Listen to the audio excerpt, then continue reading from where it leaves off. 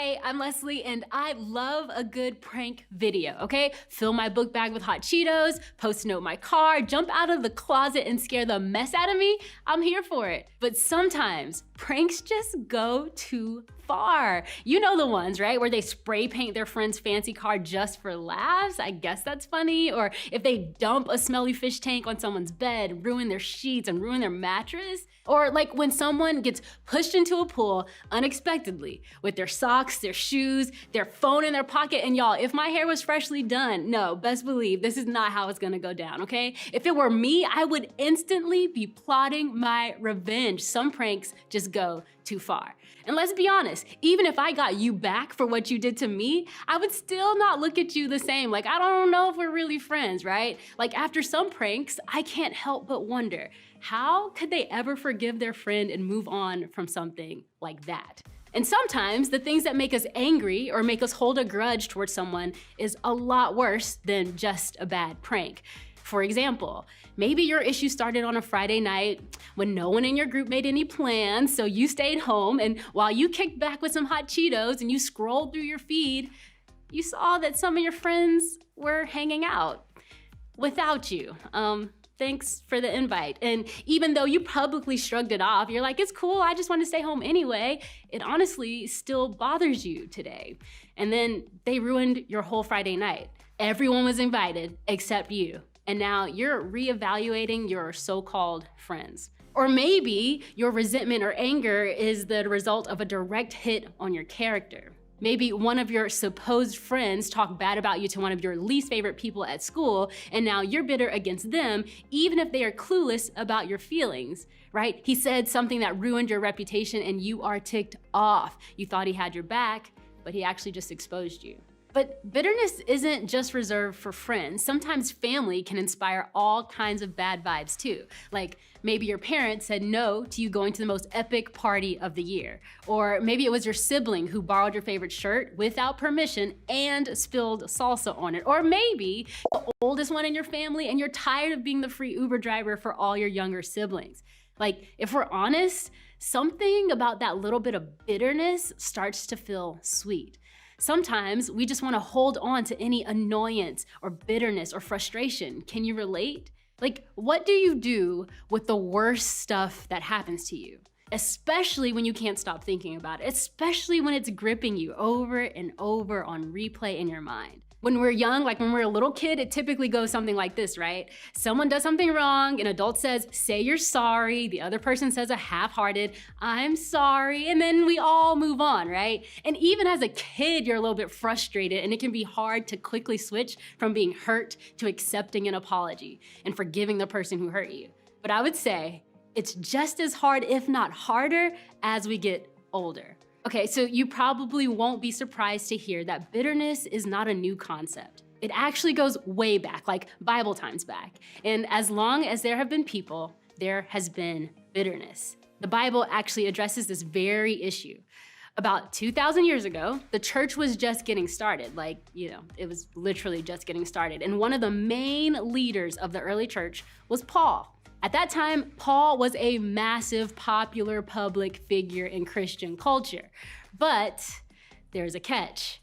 Being popular and liked by Christians meant that he was hated by people who weren't Christians. Meaning, basically, he was such a high-profile believer, he was such a big target that people who were not fans of Jesus were not fans of him. What kind of target? Well, here are just a few ways that he suffered publicly for serving Christ, okay? He was put into prison over and over. He was beaten. He was flogged, which basically means beaten with a whip or a bat. He was stoned, which basically means beaten with literal high-speed rocks. Y'all, this is the kind of fame you don't want.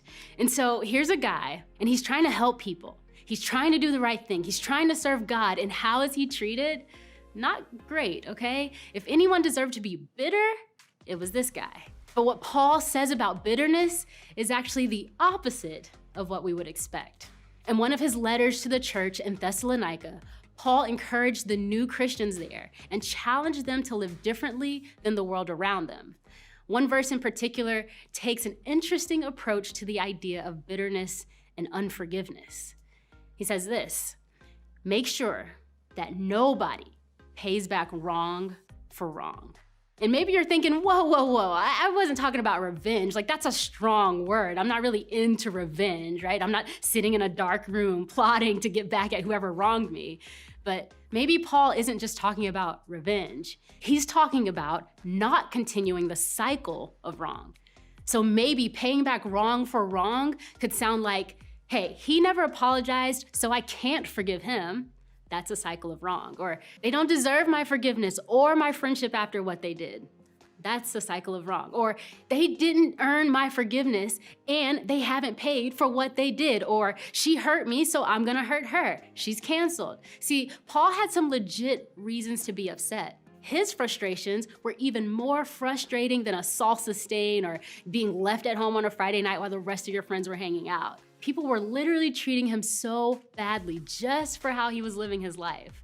Like, I would classify beatings for good behavior, as overreacting. But even though Paul had suffered for an unfair reason, he didn't believe that his mistreatment required revenge. Instead, he writes this: but always strive to do what is good for each other and for everyone else. Okay, so hold up. Are you saying not only are we supposed to keep ourselves from paying someone back wrong for wrong, we're also supposed to be nice? That doesn't exactly seem fair. And you know what? It isn't. That's the thing. Jesus changes everything, especially how we see forgiveness.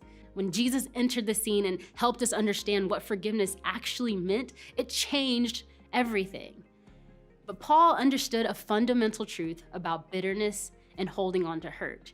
And that truth is this: the more you hold on to a grudge, the more it holds on to you. And I want to show you a little bit of a visual picture of how this works. Hang on one second. Oh, this table is so heavy. Okay, I want to show you what I'm talking about. Basically, life without holding a grudge is kind of like being able to make a peanut butter and jelly sandwich. Oh, this looks so bad. Can you see this? So I'm gonna make a peanut butter and jelly sandwich. Oh, this looks so gross. Okay, so this is me living life, not holding any grudges, making a peanut butter and jelly sandwich. It's beautiful, it's delicious. Get some of this jelly. What is this? Jelly or jam? Are you a jelly or jam person? That's what I wanna know. Oh, that's a lot. Okay, here's life. Life without holding a grudge, without holding bitterness. Easy peasy, peanut butter and jelly sandwich complete. But when you hold a grudge, it's like adding a weight. Hang on one second. This is like maybe 10 pounds, 2 pounds, 50 pounds? Guys, I'm bad at math. I'm bad at numbers, okay?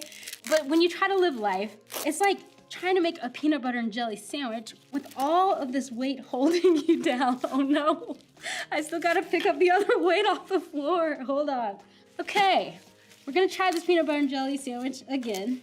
So this time, holding grudges. Okay, we gotta get the bread out. Got the bread.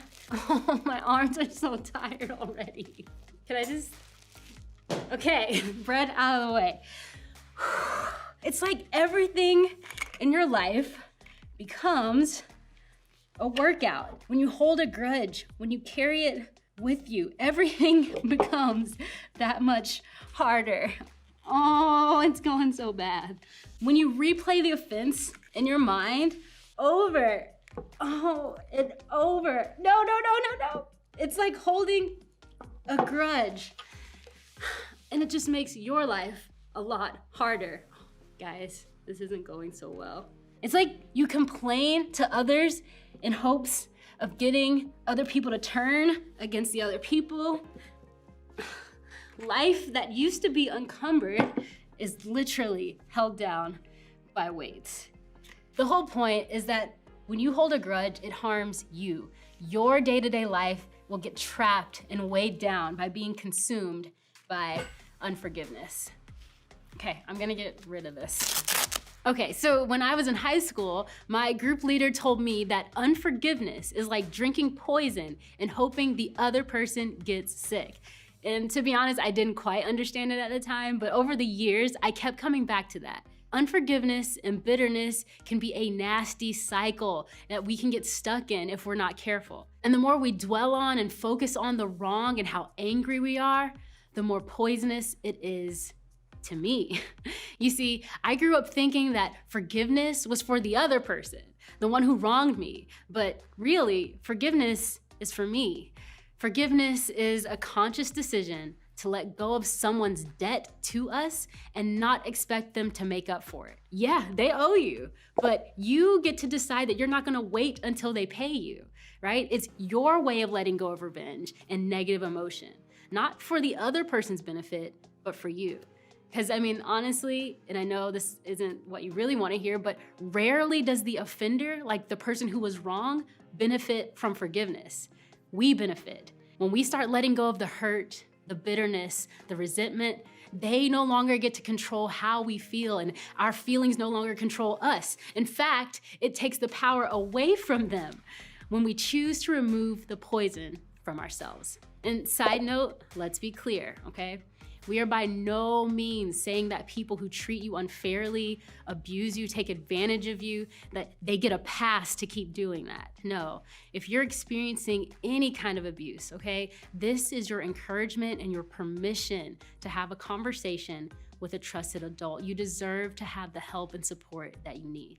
Jesus set the example for forgiveness when he died on the cross. He showed us how to be selfless and how to forgive because he knew that it was gonna be hard. He knew that we would wanna go back and pay back wrong for wrong and to hold on to our bitterness and our hurt. But Jesus wants us to forgive for our sake, not just for other people. Forgiving the people who hurt us is in our best interest, and Jesus wants us to live a healthy and whole life. And to clarify, here are a few things that forgiveness is not. It's not that you aren't hurt, because sometimes you really are. And it's not that the other person shouldn't experience consequences. Sometimes they totally should. And it's not for the other person's benefit. And it doesn't mean that the relationship stays the same. It sometimes means you still break up, right? It doesn't mean that you can't set boundaries. It doesn't mean that you condone or excuse the offense. It doesn't mean that you still date them. Again, sometimes you break up. And it doesn't mean that you stay quiet if someone is hurting you or other people. None of those things is what forgiveness is. And just remember, like, speaking up, if someone is hurting you, is not tattling or getting someone punished. It's loving yourself and telling a trusted adult to keep you and others safe. Speaking up is being honest for the good of all. Forgiveness isn't a magic band-aid that makes everything better. And it never makes what someone else did right or okay, but it is the first step towards healing and a better tomorrow. So if you're wondering, if you're still holding on to some bitterness or resentment, here's a handy little quiz to help you just kind of check in with yourself, okay? I'm gonna ask you a couple of questions. 1, do you have arguments with someone in your head? You know, those internal conversations where you basically are telling them what's up. Or 2, are you giving a close friend or family member the silent treatment? 3, do you consistently subtweet comments in person or online to someone? Or 4, do you leave passive-aggressive comments on someone else's Instagram pics or screenshot them and send them to other friends and gripe about them in another separate text thread? Or maybe here's the last question. Do you think about ways you can pay someone back for what they did to you 6 months ago? If you answered yes to any of these questions, you may be experiencing some bitterness. But have you ever thought about this? Holding onto resentment and being bitter can be bad for you. Because here's the thing, you can technically be right and you can technically have the truth on your side, but it doesn't change the fact that you're stuck in negativity and that negative place can take a toll on you. Now, I realize that many of you are stuck in some real pain. Some of you have been hurt deeply by people you care about. And that makes things complicated, right? Because your hurt is justified and so is your anger. But I can promise you this, the only way you can find freedom from the anger and resentment is to forgive the other person, even if they don't deserve it, even if they're not sorry, maybe especially even if they're not sorry. Because what forgiveness really means is to give before someone else says they're sorry or deserves anything, to give it before. And I realized that that is asking a lot. It won't happen overnight, but here are 3 steps you can take to get freedom from your bitterness and unforgiveness. First, acknowledge your feelings. It's okay to be hurt, upset, angry, sad, disappointed. It's actually normal to feel all of those things. And so pretending like you don't have those feelings doesn't actually make them go away. So it's okay to acknowledge your feelings. Okay, and the second step, don't let your feelings control you. Yes, feel your feelings, but they shouldn't be in control of you. You can give up your right to get revenge, even when anger says, I deserve to get them back. You can work to let go of your feelings, your anger, your frustration, instead of being held hostage by them. And finally, repeat. Y'all, it's just a process. There's no overnight success to escaping bitterness. It's a process. It takes time. So keep taking one step after another after another. Hey, I get it, okay? Forgiving someone feels like the other person just won something, like they're getting something from you. But as you head out, I want you to think about this. What are you getting from holding on to your bitterness? If you could stop replaying that offense over and over in your mind, how much time would you get back? If you could let go of your need to be right, how much less stress would you feel? If you could let go of your need to make things fair, what else could you be doing? And I know it sounds counterintuitive, and I know it sounds unreasonable.